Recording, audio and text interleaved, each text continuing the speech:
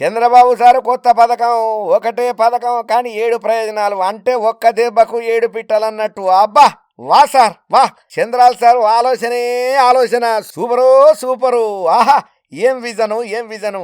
చంద్రబాబు సారథ్యంలో ఆంధ్రప్రదేశ్లో ఎన్డీఏ కూటమి ప్రభుత్వం కొలువుదీరిన సంగతి మనందరికీ ఎరిగైన ముచ్చట్నే. భవిష్యత్తులో తాము అవలంబించబోయే విధి విధానాలు, సంక్షేమం కోసం అమలు చేయాలనుకుంటున్న పథకాలను చంద్రబాబు సార్ చెప్పుకుంటూ వచ్చింది మీటింగ్లో. వాళ్ళను ప్రజలకు చేరువయ్యేలా చూడాల్సిన బాధ్యత కలెక్టర్లేదేనని చెప్పి నొక్కి వాక్కానించి మరీ చెప్పిండు. ఇక ఈ ముచ్చట్లల్లో అలసత్వానికి తావులేదు.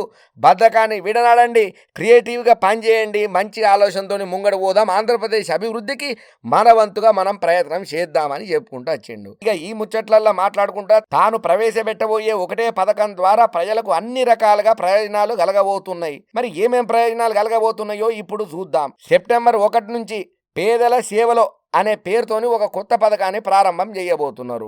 అంటే ఈ పథకంలో ఎట్లా అంటే ప్రతి నెల 1వ తేదీ ముఖ్యమంత్రి, మంత్రులు, ప్రజా ప్రతినిధులు, నాయకులు, అధికారులు అందరూ కూడా ప్రజల వద్దకే పోతారు అన్నట్టు. పొయ్యాల సమస్యలను ప్రత్యక్షంగా తెలుసుకుంటారు.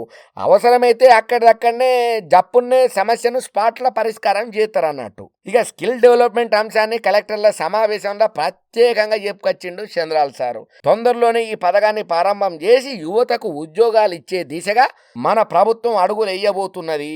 2047 నాటికి దేశంలో పెరుగుతున్న వృద్ధ జనాభాను కూడా దృష్టిలో పెట్టుకొని వాళ్ళకు అనుగుణంగా కొత్త పథకాలను, వాళ్ళ అవసరాలను తీర్చేటట్టు కొత్త కొత్త అంశాలను తెర మీదకి తీసుకురాబోతున్నాము, అటువంటి పథకాలను ప్రవేశపెట్టబోతున్నాము అని ఆలోచన చేస్తున్నాని చెప్పి కూడా చంద్రాల్ సార్ చెప్పుకుంటా వచ్చిండు. ప్రతి జిల్లాలో కూడా విండు టర్బైన్లు ఏర్పాటు చేయబోతున్నారట.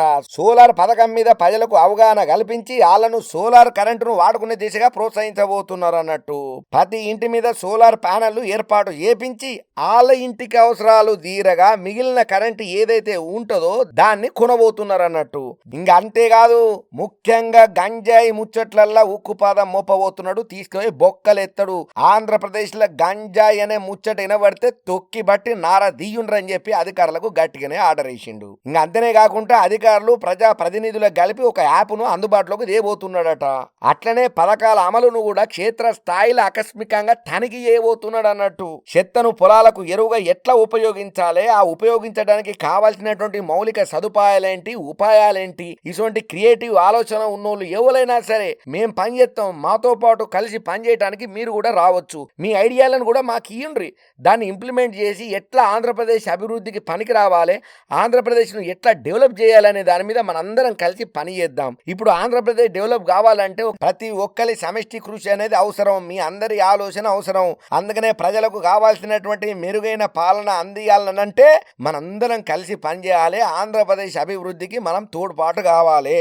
2047 నాటికి ఆంధ్రప్రదేశ్ ప్రపంచ పటంలల్లో సువర్ణాక్షరాలతో రాసేటట్టుగా మనం ఉండాలి అని చెప్పి జనంతా గట్టిగానే కలెక్టర్లకు ఆదేశాలు అక్కడ ఉన్నటువంటి అధికారులకు చెప్పుకొచ్చిండు చంద్రాల్ సారు. ఏదేమైనా ఈ ముచ్చటేరికైన పబ్లిక్ మాత్రం వా చంద్రాలన్నా, వా చంద్రాలన్నా, నీ విజనే విజను, సూపరో సూపర్ అని చంద్రాల్ సార్కు మత్తు తారీఫ్ చేస్తున్నారు.